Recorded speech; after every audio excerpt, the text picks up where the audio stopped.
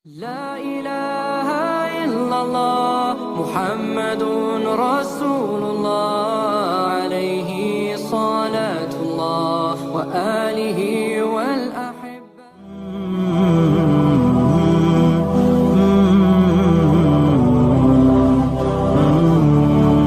أسرعت بالحب لم أسر. Assalamualaikum warahmatullahi wabarakatuh. Tak kenal maka tak sayang. Itulah ungkapan yang tepat untuk kaum muslimin terhadap kisah Khalid bin Sa'id. Beliau adalah salah satu sahabat Nabi yang mulia, namun sedikit sekali dari kita yang mengenalnya.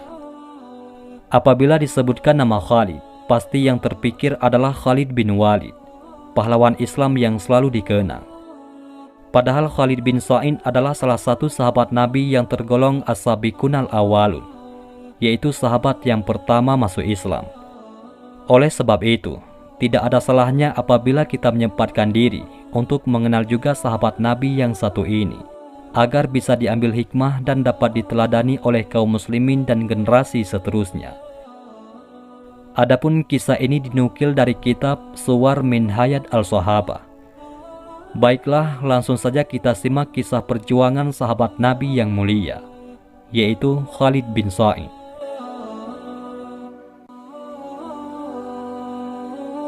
Dikisahkan, seseorang yang bernama Sa'id bin Al-As bin Umayyah, yang berkunyah Abu Uhaihah, keluar dari rumahnya menuju ke Makkah.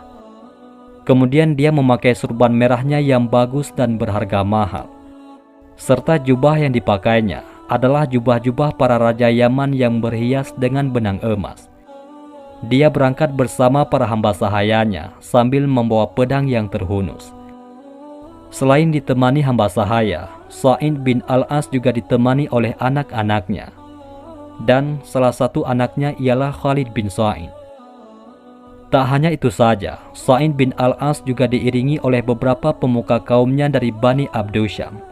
Mereka berjalan dengan jubah-jubah dari sutranya yang mahal.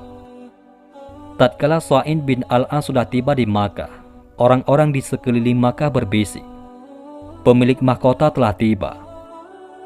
Itulah julukan yang diterima oleh ayah Khalid. Dia digelari pemilik mahkota karena jika Sa'id bin Al-As sudah memakai surban merah di kepalanya, maka tak ada satu orang pun yang berani memakai surban yang sama warna dengannya, sampai Sa'id melepas dan tidak memakainya lagi. Betapa tingginya kedudukan ayah Khalid ini. Setelah mengatakan pemilik mahkota, lalu orang-orang Quraisy langsung membuka jalan untuk Sa'id bin Al-As dan rombongannya, hingga ia mendapat tempat duduk yang nyaman di Makkah. Di sanalah Abu Sufyan bin Harbi, Utbah bin Rabi'ah, Abu Jahal bin Hisham dan para pemuka Quraisy lainnya menghampirinya untuk mengucapkan salam kepadanya. Sa'id bin Al-As berkata, "Berita apa yang aku dengar tentang Sa'ad bin Abi Waqqas? Aku mendengar dia telah mengikuti Muhammad. Bahkan dia berani memukul seorang laki-laki Quraisy hingga kepalanya terluka dan mengucurkan darah, karena laki-laki itu melarangnya sholat kepada selain Tuhan-Tuhan kita. Demi Lata dan Uzza, jika kalian masih terus meremehkan perkara Muhammad bin Abdullah, karena kalian merasa segan kepada Bani Hashim, maka aku sendiri yang akan melakukannya. Aku akan melarang Tuhan Ibnu Abu Kabsyah untuk disembah di Makkah." Beberapa saat setelah itu, Sa'id bin Al-As kembali ke rumah seperti biasanya, kecuali anaknya yang bernama Khalid bin Sa'id. Ia masih berada di Makkah untuk mencari berita tentang Nabi Muhammad SAW serta dakwahnya. Ia berpindah-pindah dari satu majelis ke majelis yang lain. Malam pun tiba, Khalid bin Sa'id pulang ke rumahnya dan menuju kamarnya. Namun rasa kantuk tak kunjung menghampirinya. Ia terus memikirkan tentang Nabi Muhammad SAW dan gelisah serta khawatir jika ayahnya melakukan sesuatu terhadap Nabi Muhammad SAW. Di bagian akhir malam, Khalid pun tertidur. Namun tidak lama kemudian, ia bermimpi dan membuatnya kembali terbangun. Dia merasakan ada beban berat yang dipikulnya. Khalid berkata, "Aku bersumpah, ini adalah mimpi yang benar. Aku tidak bermimpi dusta. Khalid bin Sa'id melihat dalam mimpinya bahwa dirinya di tepi sebuah jurang yang sangat dalam dari jurang-jurang jahanam, di mana pandangan mata tidak menjangkau ujungnya dan seseorang tidak mengetahui kedalamannya. Di jurang tersebut, api menyala dan bergejolak dengan suaranya yang menggelegar sangat menyeramkan, membuat hati terlepas dari tempatnya dan jiwa merinding menahan ketakutan yang luar biasa. Tatkala ia hendak menjauh dari pinggir jurang, ayahnya menghadangnya dan menyeretnya ke dalam api. Maka dia pun melakukan perlawanan keras terhadapnya. Khalid bergelut dengan ayahnya dengan kekuatan yang dimilikinya. Kekuatannya hampir saja melemah sehingga dia hampir terjatuh ke dalam jurang jahanam. Tiba-tiba Nabi Muhammad SAW datang, memegang ikat pinggangnya dengan kedua tangannya dan menariknya dengan kuat, menyelamatkannya sehingga dia tidak terjatuh ke dalam jurang jahanam tersebut. Kisah Khalid masuk Islam dimulai ketika tiba waktu pagi. Saat itu Khalid bin Sa'id berangkat ke rumah Abu Bakar. Mengapa harus Abu Bakar? Karena bagi Khalid, Abu Bakar adalah orang yang sangat ia percayai, dan Khalid merasa tenang jika berada bersamanya. Kemudian Khalid bin Sa'id menceritakan mimpinya itu kepada Abu Bakar As-Siddiq radhiyallahu anhu. Maka Abu Bakar As-Siddiq radhiyallahu anhu berkata, "Sungguh, Allah telah menginginkan kebaikan untukmu wahai Khalid. Allah telah mengutus Muhammad dengan membawa agama, hidayah dan kebenaran. Agamanya akan mengungguli seluruh agama manapun, meski orang-orang musyrik membencinya. Ikutilah dia wahai Khalid. Jika kamu mengikutinya, maka pintu-pintu surga akan dibuka untukmu, dan kamu akan dihalangi dari api neraka. Adapun ayahmu, apabila dia tidak mau mengikuti Muhammad, maka ia akan masuk ke dalam jahanam, di mana dia ingin menjerumuskanmu ke dalamnya." Khalid bin Sa'id berangkat menemui Rasulullah SAW. Saat itu beliau sedang beribadah kepada Allah secara sembunyi-sembunyi di Ajiyad, yaitu sebuah bukit di Makkah. Khalid bin Sa'id memberi penghormatan kepada Rasulullah seraya bertanya, "Kepada siapa engkau mengajak kami wahai Muhammad?" Nabi menjawab, "Aku mengajak kalian agar beriman kepada Allah semata, tidak ada sekutu baginya, dan bahwa aku adalah hamba dan utusannya.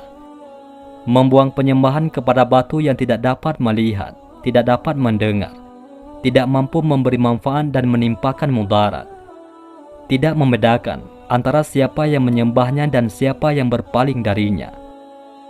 Raut wajah Khalid berbinar. Dia berkata, "Aku bersaksi bahwa tidak ada ilah yang berhak disembah selain Allah, dan bahwa engkau adalah utusan dan hambanya." Khalid bin Sa'id adalah orang kelima atau keenam yang masuk Islam di muka bumi, karena tidak ada yang mendahulunya untuk menerima karunia agung ini selain Khadijah, Zaid bin Haritsah, Ali bin Abi Thalib, Abu Bakar As-Siddiq dan Sa'ad bin Abi Waqqas. Khalid bin Sa'id meninggalkan istana ayahnya yang megah dan penuh kenikmatan demi bergabung dengan Rasulullah, mengikuti beliau bersama para sahabat dengan berpindah-pindah dari satu bukit ke bukit lainnya untuk menikmati manisnya iman, menghafal Al-Quran, beribadah secara sembunyi-sembunyi agar terhindar dari siksaan kaum Quraisy. Sekian lama Khalid bin Sa'id tidak ada di rumah, ayahnya pun mengutus mata-mata untuk mencari Khalid. Akhirnya, berita Khalid masuk Islam sampai ke telinga ayahnya. Sa'id bin Al-As hampir saja gila mendengar berita tersebut. Ia tidak menyangka bahwa salah satu anaknya berani membangkang dari kekuasaannya, kafir kepada Lata dan Uzza, dan mengikuti Muhammad bin Abdullah. Sa'id bin Al-As langsung mengutus hamba sahayanya yang bernama Rafi dan dua saudara Khalid, yaitu Aban dan Umar, untuk mencarinya. Mereka melihat Khalid bin Sa'id sedang sholat di sebuah bukit di Makkah. Sholatnya membuat hati mereka bergetar, tentram dan tenang. Mereka berkata kepada Khalid, "Bapak memanggilmu karena ingin bertemu denganmu. Dia sangat murka karena kamu meninggalkan rumah tanpa sepengetahuannya." Khalid pun pulang bersama mereka. Saat dia tiba di hadapan ayahnya, ia mengucap, "Assalamualaikum." Ayahnya pun berkata kepadanya, "Celaka kamu, apakah kamu kafir kepada agamamu dan agama leluhurmu, kemudian mengikuti Muhammad?" Khalid menjawab, "Aku tidak kafir, akan tetapi aku beriman kepada Allah semata. Tidak ada sekutu baginya. Aku membenarkan kenabian Rasul-Nya. Aku mencampakkan berhala-berhala yang kalian sembah." Sa'id pun marah dan berkata, "Celaka kamu, apakah kamu berkata bahwa dirimu membenarkan orang yang mengaku-ngaku sebagai nabi itu? Dia bukan pengaku, akan tetapi dia adalah orang yang benar, menyampaikan risalah Rabb-Nya, menasehatiku, menasehatimu, dan menasehati umat seluruh manusia." Jawab Khalid. Bapaknya berkata, "Kamu harus meninggalkannya dan mendustakannya." Khalid menimpali, "Aku tidak akan melakukannya selama nadiku berdetak." Sa'id kembali berkata, "Kalau begitu, aku akan menghentikan semua pemberianku kepadamu." Kemudian dijawab oleh Khalid, "Ini adalah sesuatu yang paling ringan yang aku sudah duga sebelumnya, paling kecil yang telah aku perkirakan sebelumnya darimu. Allah yang memberiku dan memberimu rezeki." Kemarahan Sa'id bin Al-As semakin memuncak. Maka tangannya memegang tongkat keras yang telah dia siapkan sebelumnya, mengayun ke kepala Khalid hingga berdarah. Sa'id terus memukuli Khalid sehingga darah bercucuran dari seluruh tubuh dan kepalanya. Kemudian dia memerintahkan agar Khalid diikat dan ditahan di sebuah ruangan yang gelap gulita, tanpa makanan dan minuman selama 3 hari. Di hari keempat, beberapa orang dari keluarga Khalid menjenguknya. Mereka berkata, "Bagaimana keadaanmu, wahai Khalid?" Khalid menjawab, "Sesungguhnya aku sedang berguling-guling di atas nikmat Allah." Mereka berkata, "Apakah kamu belum mau untuk kembali ke jalan yang benar dan mentaati ayahmu?" Khalid menjawab, "Jalan lurus itu tidak meninggalkanku dan aku tidak meninggalkannya. Aku tidak akan mentaati ayahku dalam perkara di mana dia durhaka kepada Allah." Mereka berkata, "Ucapkan kepada ayahmu sesuatu yang membuatnya rela tentang Lata dan Uzza, sehingga dia membebaskanmu. Sesungguhnya Lata dan Uzza adalah 2 batu yang buta dan tuli. Aku tidak akan mengucapkan tentang keduanya selain apa yang membuat Allah dan Rasul-Nya ridha. Silahkan ayahku melakukan apa yang dia inginkan." Jawab Khalid bin Sa'id. Sa'id bin Al-As mengikat Khalid lebih kuat. Dia memerintahkan anak buahnya agar membawanya ke padang pasir Makkah setiap hari tatkala matahari meninggi, menelentangkannya di antara bebatuan sehingga matahari membakarnya.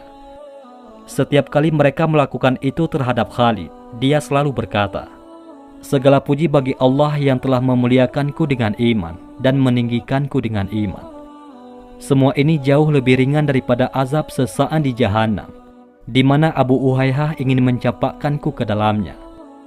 Semoga Allah membalas kekasihnya dan nabinya atas jasa-jasanya kepadaku dan kepada kaum muslimin dengan balasan terbaik." Suatu saat kesempatan terbuka untuk Khalid, sehingga dia bisa melepaskan diri dari tangan ayahnya. Dia pergi menemui Nabi. Tidak lama kemudian, 2 saudaranya, yaitu Aban dan Umar, mengikuti langkahnya. Keduanya bergabung ke dalam barisan kebaikan dan cahaya. Hal ini membuat Sa'id bin Al-As semakin terguncang hidupnya. Ia tidak tahu apa yang harus dilakukannya. Akhirnya dia berkata, "Demi Lata dan Uzza, aku akan membawa hartaku keluar dari Makkah. Itu lebih baik bagiku. Aku akan menjauhi orang-orang kafir yang telah mencela Tuhan-Tuhanku dan sesembahanku tersebut." Lalu Sa'id pindah ke Taif. Dia tinggal di sana hingga akhir hayatnya dalam kekecewaan dan kesyirikan. Tatkala Rasulullah memberi izin kepada para sahabatnya untuk berhijrah ke Habasyah, Khalid bin Sa'id berangkat bersama istrinya, yaitu Aminah binti Khalaf al-Khuzaiyah. Di sana, Khalid tinggal selama belasan tahun sebagai penyeru kepada Allah. Dia tidak pulang ke Madinah, kecuali setelah Allah menaklukkan Khaybar untuk kaum muslimin. Rasulullah berbahagia dengan kepulangan Khalid. Lalu beliau mengangkatnya sebagai gubernur Yaman. Jabatan ini dia pegang hingga Rasulullah wafat. Di zaman Abu Bakar, Khalid bin Sa'id bergabung di bawah panji-panji pasukan yang berangkat ke Syam untuk memerangi orang-orang Romawi. Khalid memperlihatkan keberaniannya di medan-medan perang. Sebelum perang Marju As-Sufa yang terjadi di dekat Damaskus, Khalid melamar Ummu Hakim binti Al-Haris dan menikahinya. Ketika dia hendak melewati malam pertama dengannya, Ummu Hakim berkata kepadanya, "Wahai Khalid, alangkah baiknya kalau engkau menunda hal ini, hingga kaum muslimin menyelesaikan perkara besar di mana kita akan menghadapinya." Khalid menjawab, "Aku merasa yakin bahwa aku akan gugur." Kemudian dia melewati malam pertama dengan istrinya. Ketika pagi tiba, Khalid mengadakan walimah untuk teman-temannya. Di saat mereka belum menyelesaikan santapan makan mereka, orang-orang Romawi sudah menata bala tentaranya dengan rapi. Salah satu dari Romawi melangkah maju untuk perang 1 lawan 1. Maka Habib bin Salamah meladeninya dan kemenangan atas Habib bin Salamah. Lalu seorang lagi dari Romawi maju, maka Khalid bin Sa'id pun meladeninya. Namun kemenangan di pihak lawan, sehingga Khalid gugur sebagai syahid. Akhirnya dua pasukan bertemu, hingga terjadi perang yang sangat dahsyat. Saat itu Ummu Hakim menerjang maju, seperti singa betina yang kehilangan pejantannya. Dia mengencangkan kain pengantinnya, dan mengambil tiang tenda yang menjadi saksi malam pertamanya. Dia terjun ke medan perang, dan membunuh 7 orang pasukan Romawi. Kaum muslimin terus berperang sampai akhirnya usai dengan kemenangan di pihak kaum muslimin. Arwah Khalid bin Sa'id berkibar di antara mereka dengan penuh kebahagiaan. Pembunuhnya melihat ada secercah cahaya dari langit yang menaungi jasad Khalid. Disebutkan bahwa pembunuh Khalid bin Sa'id menyesal karena telah membunuhnya dan bertaubat hingga ia masuk ke dalam agama Allah bersama orang-orang yang mendapat hidayah. Itulah kisah Khalid bin Sa'id, sahabat Nabi yang memilih hidayah Islam daripada harta. Wallahu a'lam bishawab. Mudah-mudahan ini semua bermanfaat. Assalamualaikum warahmatullahi wabarakatuh.